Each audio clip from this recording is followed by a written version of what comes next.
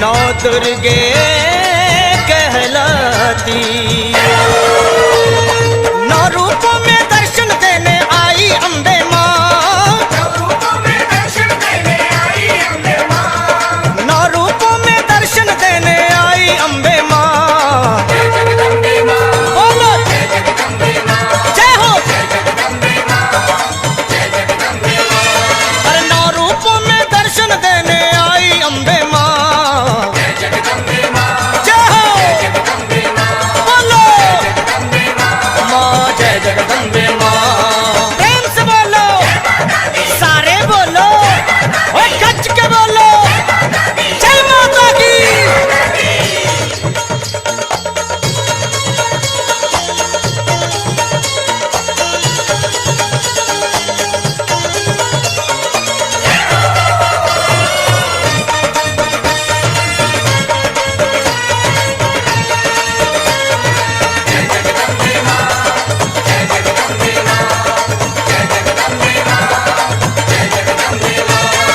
कमल त्रिशूल धौरणी मैया वृषभ सवारी कर निकली, मन वांछित फल देती माता शैलपुत्री दुर्गा पहली।